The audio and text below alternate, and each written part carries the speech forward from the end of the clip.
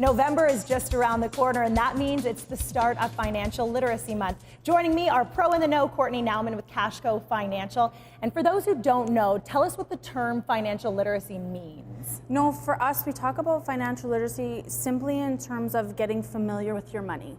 You know, we want to talk to people about how do you make your money, how do you spend your money, how do you budget your money, how do you save and make those purchases you want to make.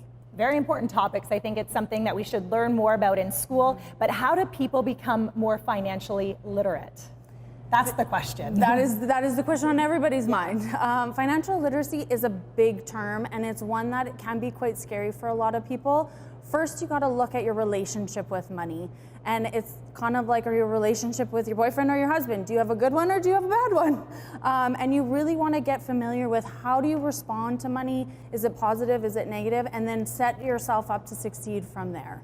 Yeah, and you were talking needs versus wants. Absolutely. So there's lots of needs out there and there's also lots of wants out there. We talk about needs being paying your bills, groceries, school fees, things like that. Wants are quite simply, you know, maybe you don't need that new iPhone this year, maybe you got the old one last year.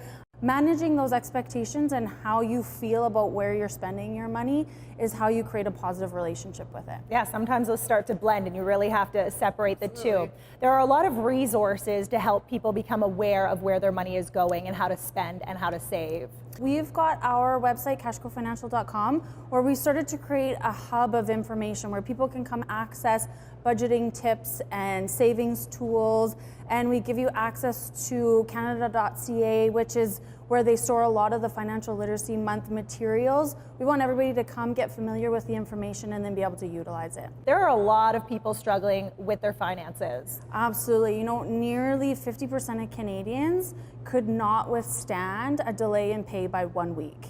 And you can't see that, you can't feel it, you can't touch it, but as a person, you know, right? Yeah. You know if this is going to work for you or if this isn't going to work for you. And so we talk a lot about our real world stories and how our clients are managing with their funds. Yeah, and you have to start young. So you recommend starting your kids around the age 5, just bringing them in, not making it too in-depth, but making them aware of financial choices. Yeah, you know, a lot of people start talking about money when their kids start to earn a paycheck.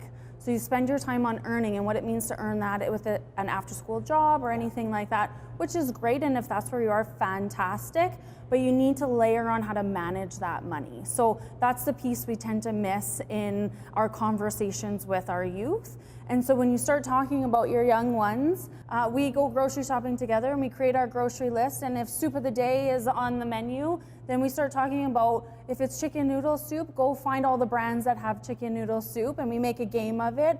And then we start to look at the price points and you start to get them aware of the different costs of things. Yes, very important. All right, financial literacy is all November long. And in our next segment, because we're kind of doing a part 2, we're going to be talking about financial choices. For any and all information on what we've spoken about today, or to find the link to Cashco, you can head to our website, ctvedmonton.ca.